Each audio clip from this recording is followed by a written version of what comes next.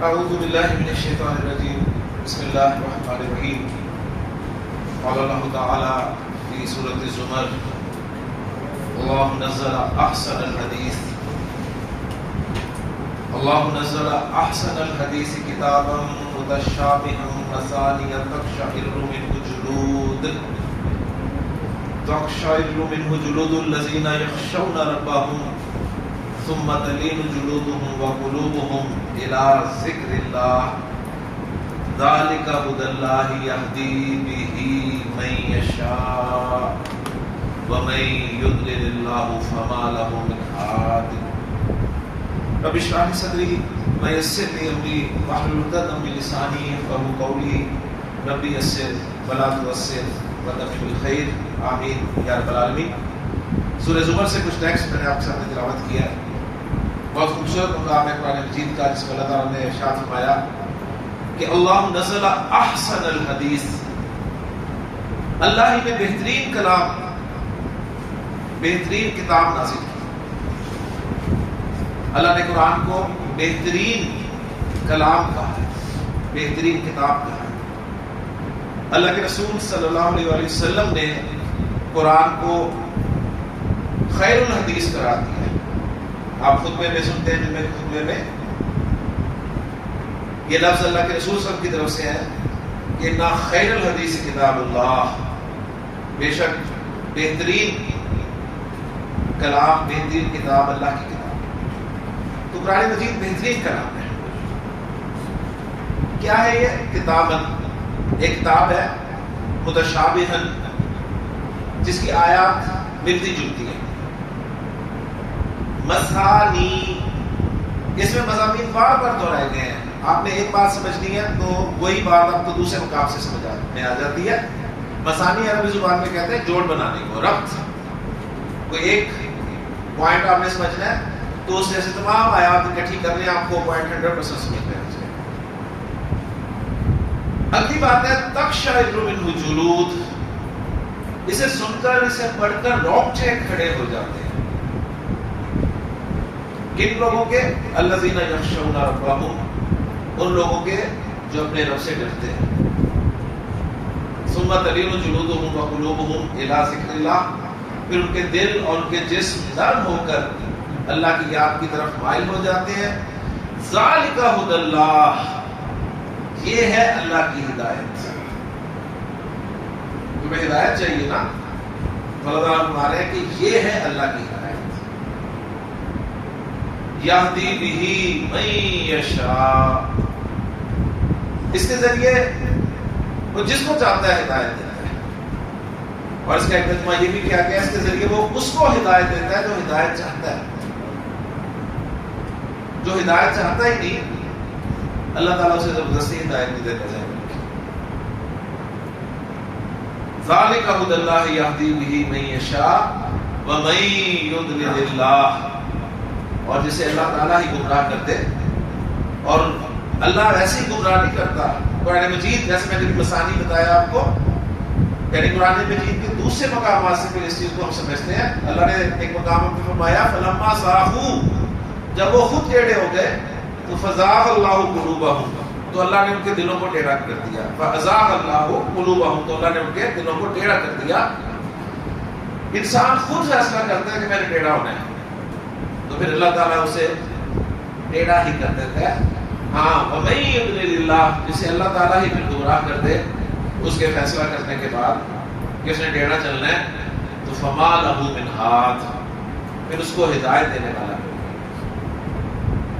بہت دوسرا مقام ہے جی، میں آپ کے سامنے اس مقام کے کچھ اسماء بورڈ پہ لکھتا ہوں، اور الحمدللہ اعراب کے حوالے سے ہم نے پہچانا ہے کہ یہ اسم جو ہے اس کا اعراب کیا ہے۔ آپ نے اعراب دو طرح سے پہچاننا ہے، نمبر ایک آواز کے ساتھ، نمبر دو حرکت کے ساتھ۔ آواز کے ساتھ کس کس اسم کا پہچاننا ہے؟ مثنیٰ اور جمع سالم کا۔ کس آواز کے ساتھ مثنیٰ کا پہچاننا ہے؟ آنی عینی۔ اور کس آواز کے ساتھ جمع سالم کا پہچاننا ہے؟ اونا، اینا، آتو، ناتے. ٹھیک ہے. اور حرکت کے ساتھ اعراب کس اسما کا پہچاننا ہے؟ واحد اور جمع مکسر. اور وہ حرکتیں کون سی ہیں؟ پیش، زبر، زیر. اگر پیش حرکت آ رہی ہے واحد یا جمع مکسر اسم کے آخر میں تو مرفوع، اگر زبر آ رہی ہے تو منصوب، اور اگر زیر آ رہی ہے تو مجرور.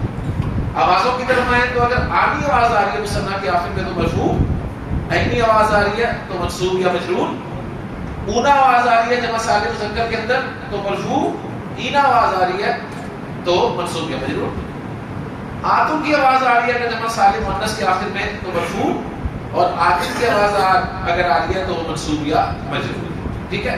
اور میں نے آپ کو بتایا تھا کہ جب بھی دو زبر ڈلتے ہیں تو دو زبر کے ساتھ ایک الف ضرور لکھا جاتا ہے، اور اس قاعدے کا ایکسیپشن بتایا تھا کہ اگر اس اسم کے آخر میں گولتا آ جائے تو پھر الف نہیں لکھتے، اور اگر الف اور حمزہ آ جائے تو بھی الف نہیں لکھتے.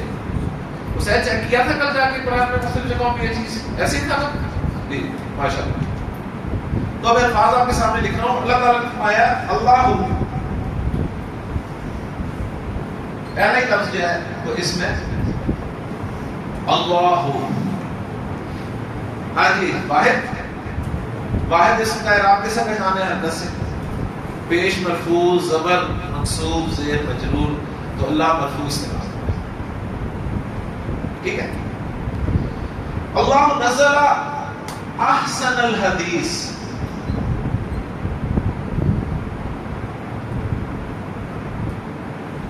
یہ دو لفظ اکٹھے لکھ رہا ہوں.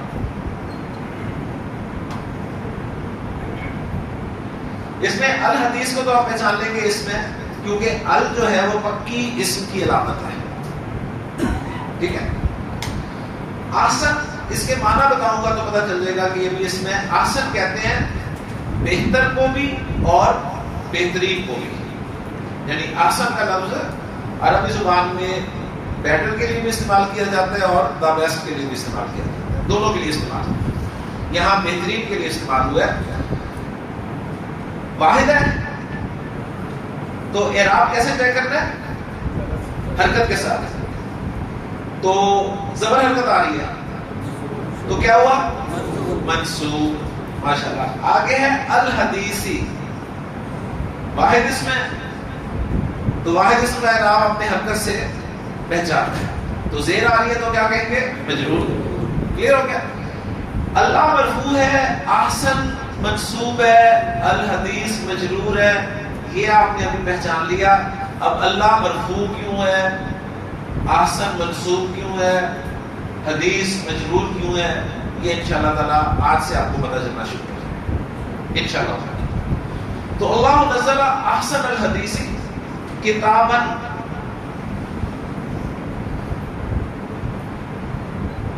جی کتاباً واحد اسم، حرکت سے پہچانتا ہے آپ. دو زبر لگی ہوئی ہے اور ساتھ الف لکھا ہوا ہے تو منصوب. ٹھیک ہے نا. متشابہن،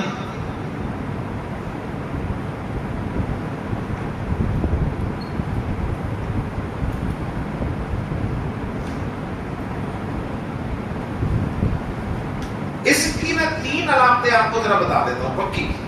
کوئی لفظ اگر آپ کو اس کے معنی نہیں بھی آتے نا تو آپ علامتیں دیکھ کر پکا پہچان لیں گے کہ وہ اسم ہے. تین علامتیں اسم کی آپ کو بتا رہا ہوں. نمبر ایک،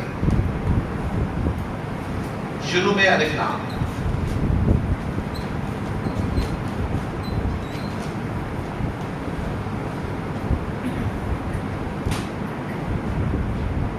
نمبر دو، آخر میں تنوین.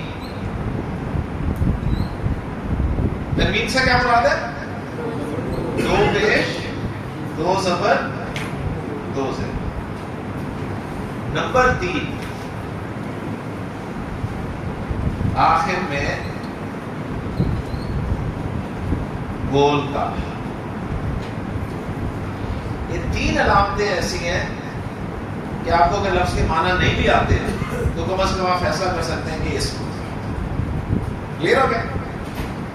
متشابہن اب دیکھیں تنوین آ رہی ہے تو پکا ہو گیا اسم ہے. اب اس کے بعد اس کے معنی جاننے کی کوشش کریں. متشابہ کے معنی ہوتا ہے ملتا جلتا, ٹھیک ہے. تو واحد اسم ہے, اعراب آپ نے پہچاننا ہے. تو ساکت صاحب کیا اعراب ہے اس کا؟ اس کا اعراب کیا ہے؟ مرفوع ہے, منصوب ہے, مجرور ہے؟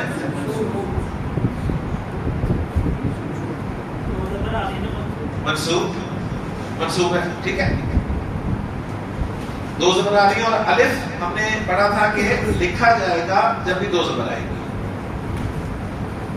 آگے بھی مسانی.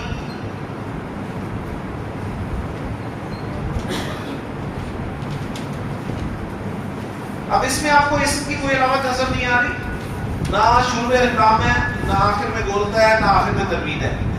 اب معنی جاننے کے تو اس کے معنی میں نے آپ کو بتائے ہیں, اس کے معنی ہوتے ہیں ربط کے, ٹھیک ہے. تو یہ اسم ہے, کیونکہ بہت اسم ہے قرآن مجید میں.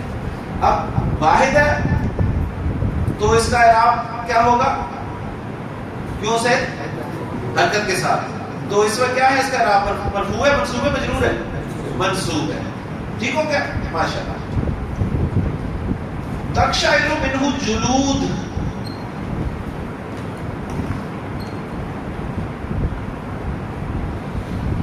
جلود. اب اس میں آپ کو اسم کی کوئی علامت ابھی نظر نہیں آ رہی. اب آپ معنی جاننے کی کوشش کریں گے. جلود کے معنی ہیں جی کھالے, جلد کی جمع ہے, جلد کی جمع جلود. تو اس میں جمع سالم ہے کہ مکسر ہے؟ مکسر, ماشاءاللہ, ٹھیک ہے. سالم کیوں نہیں ہے قاسم؟ انہوں نے بڑے مجھ سے کہہ دیا کہ مکسر ہے, سالم کیوں نہیں ہے؟ کون سا باب نہیں ہے؟ سوال ہے جمع مکسر انہوں نے کہا ہے, جمع سالم کیوں نہیں ہے, یہ میرا سوال ہے. ماشاءاللہ, اونائنا کی آواز نہیں ہے, آتن آتن کی آواز نہیں ہے. ایکسیلنٹ, شاباش, ٹھیک ہے. اب یہ جمع مکسر ہے, اور ہمیں پتہ ہے جمع مکسر کا اعراب بھی ہم نے حرکت سے دیکھنا ہوتا ہے. ٹھیک ہو گیا. پیش مرفوع, زبر منصوب, زیر مجرور, تو پیش آ رہی ہے مرفوع. تقشعر منہ جلود الذین یخشون ربہم. ربا پلس ہم دو لفظ ہیں, دیکھیے میں الگ کر کے لکھ رہا ہوں. ربا, رب سب جانتے ہیں, اس میں واحد ہے, زبر کے ساتھ آ رہا ہے تو منصوب ہے. کلیئر ہو گیا. ثم تلین جلودہم وقلوبہم. قلوب,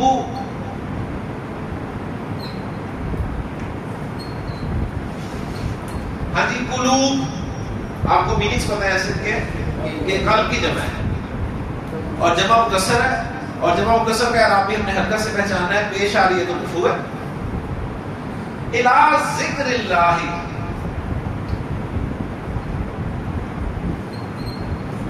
دو اسم لکھتی ہیں میں نے آپ کے سامنے, ایک ہے ذکر, ایک ہے اللہ.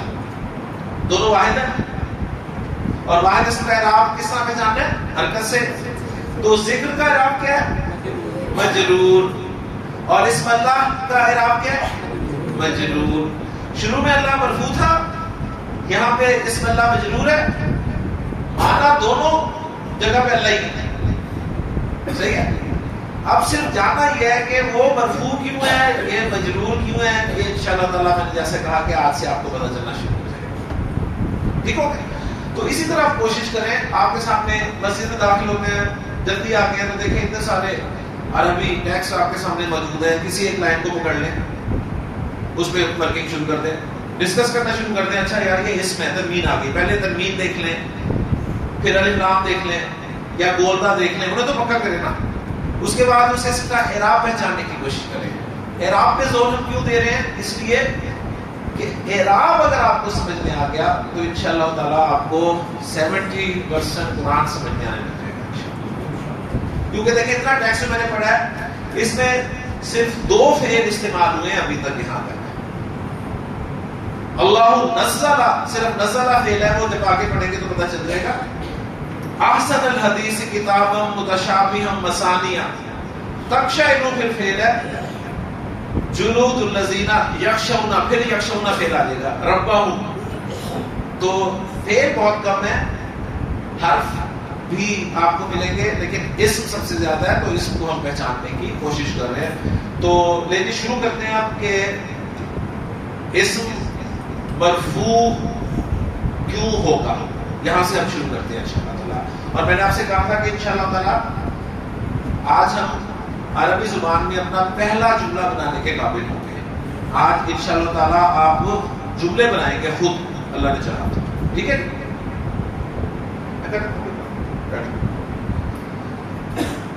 جملہ بنانے کے لیے ہمیں اسم کا سی این جیز معلوم ہونا بہت ضروری ہے. سی این جی سے کیا مراد ہے جی؟ کیپیسٹی، نمبر، جینڈر اور اسٹیٹس. اگر یہ چار آپ کے پکے ہیں تو انشاءاللہ تعالی آپ کے لیے آج جملہ بنانا بالکل مشکل نہیں ہوگا. اگر آپ سے جملہ نہیں بن رہا تو اس کا مطلب ہے چاروں میں کوئی مسئلہ ہے، اور پھر وہ اپنے مسئلہ اپنا دور کرنے کی کوشش کریں. ٹھیک ہے، تو جملہ ہم بناتے ہیں جی. پہلے ذرا جملے کے بارے میں ہم جان لیں کہ جملہ کہتے کسے ہیں. جی حاشر، جملہ کیا ہوتا ہے؟ جملہ جی بزرگ، جملہ دو یا دو سے زیادہ لفظ کا مجموعہ جملہ ہوتا ہے. قاسم ڈیفینیشن صحیح ہے؟ دو یا دو سے زیادہ لفظوں کا مجموعہ جملہ ہوتا ہے. بات صحیح ہے؟ صحیح ہے. وہ کہہ رہے ہیں نہیں. کیوں جی، کیا غلطی ہے اس میں؟ جی ماشاءاللہ. اب جملہ ہوگا دو یا دو سے زائد الفاظ تو ہوں لیکن بات ہی نہ سمجھ آ رہی ہے. میں کہتا ہوں جی زید کی گاڑی کا اگلا دروازہ، مجھے بتائیے جملہ ہے؟ حالانکہ میں نے دو سے زیادہ لفظ استعمال کیے ہیں. زید کی گاڑی کا اگلا دروازہ، 5 لفظ اکٹھے کیے تو جملہ بننا چاہیے نا، لیکن جملہ نہیں ہے. تو جملہ ہوگا دو، کم از کم دو الفاظ کا ایسا مجموعہ جس سے بات سمجھ میں آ جائے. کلیئر ہوگی؟ جملہ جو ہے عربی زبان میں دو طرح کا ہوتا ہے. جملے کی دو قسمیں ہوتی ہیں. ایک ہوتی ہے جی جملہ اسمیہ،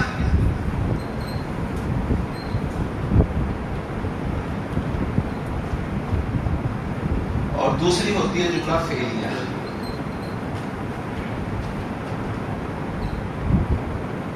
جملے کتنی قسمیں ہوتی ہیں؟ دو، جملہ اسمیہ، جملہ فعلیہ. جملہ فعلیہ وہ جملہ ہوتا ہے جو فعل سے شروع ہوتا ہے. جملہ فعلیہ وہ جملہ ہوتا ہے جو فعل سے شروع ہوتا ہے، اور جملہ اسمیہ وہ جملہ ہوتا ہے جو اسم سے شروع ہوتا ہے. ٹھیک ہے. اب مجھے آپ بتائیں علی رضا، ہم کون سا جملہ شروع کریں، جملہ اسمیہ کہ جملہ فعلیہ؟ کیوں فعلیہ کیوں نہ شروع کریں؟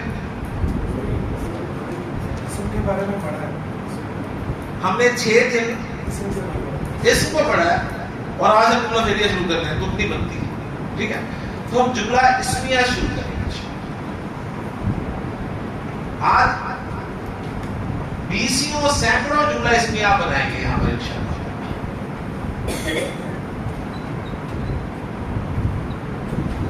جملہ اسمیہ بنانے کے دو طریقے ہیں. جملہ اسمیہ دو طریقے سے بنتا ہے. نمبر 1، عربی زبان میں بات کر رہا ہوں، اسم پلس اسم. جملہ اسمیہ بنانے کا ایک طریقہ ہے اسم کے ساتھ اسم ملا دیں، عربی میں جملہ اسمیہ بن جاتا ہے. اور جملہ اسمیہ بنانے کا دوسرا طریقہ ہے اسم پلس فعل. اسم کے ساتھ آپ فعل ملا دیں، جملہ اسمیہ بن جاتا ہے. اب حاشیہ ہم کس طریقے سے جملہ اسمیہ بنائیں؟ پہلے طریقے سے کہ دوسرے طریقے سے؟ کیونکہ جملہ اسمیہ وہ ہوتا ہے جو اسم سے شروع ہوتا ہے، ٹھیک ہے نا؟ تو کیا ہم دونوں طریقوں سے جملہ اسمیہ بنا سکتے ہیں؟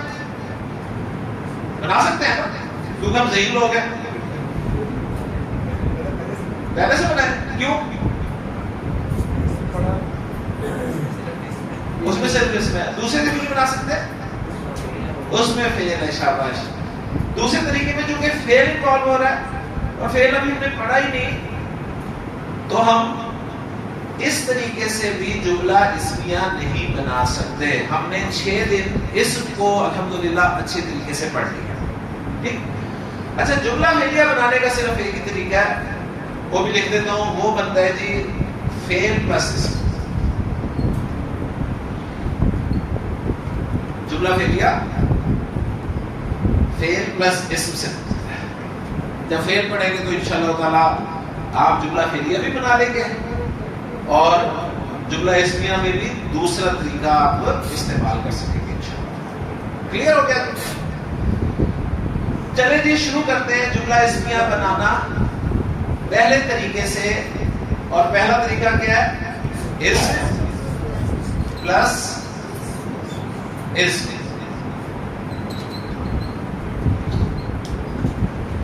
اردو میں آپ 2 اسموں سے جملہ بنا ہی نہیں سکتے. اردو زبان میں 2 اسم میں آپ کو 2 جملہ بنا دیں، آپ نہیں بنا سکتے. انگریزی میں آپ 2 اسم رکھیں، جملہ نہیں بنا سکتے.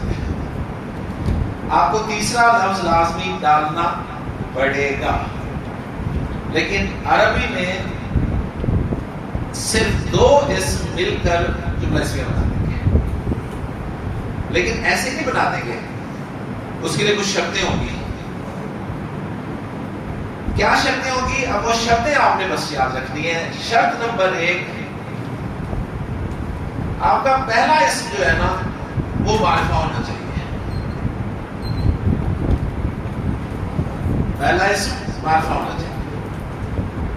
ہم نے معرفہ نکرہ اس لیے پڑھے تھے کہ ہم نے جملہ اسمیہ بنانا تھا. اب اگر آپ کا معرفہ نکرہ کچا ہے، آپ کو پتہ ہی نہیں ہے کون سا اسم معرفہ ہے کون سا نکرہ، تو مشکل ہو جائے گی. صحیح ہے؟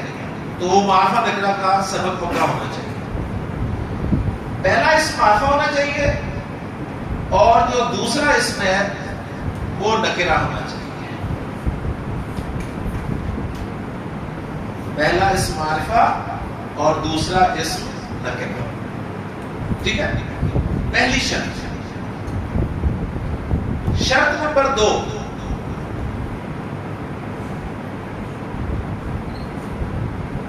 پہلا اسم یہ آپ کا مرفوع ہونا چاہیے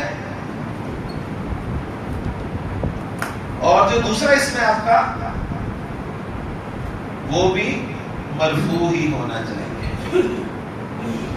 اب اگر آپ کو مرفوع منصوب مجرور نہیں پتا، آپ کو یہ نہیں پتا کہ واحد اسم کا مرفوع کس طرح آتا ہے، مثنیٰ اسم کا مرفوع کس طرح آتا ہے، جمع سالم مذکر کا مرفوع کس طرح آتا ہے، جمع سالم مؤنث کا مرفوع کس طرح آتا ہے، جمع مکسر مرفوع کس طرح آتا ہے، تو آپ جملہ نہیں بنا سکتے.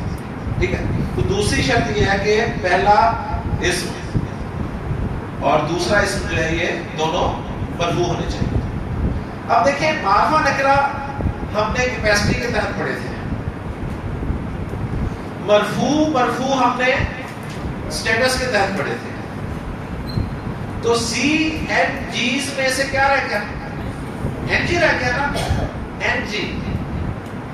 اب این جی کے حساب سے جو تیسری شرط ہے وہ یہ ہے کہ پہلا اور دوسرا اسم جو ہے نا یہ دونوں برابر ہوں گے. تیسری شرط کیا ہے کہ نمبر اور جینڈر کے اعتبار سے دونوں اسم برابر ہونے چاہیے. برابر ہونے کا کیا مطلب ہے بزرگ؟ برابر ہو کیا مطلب؟ نمبر وائز برابر ہو،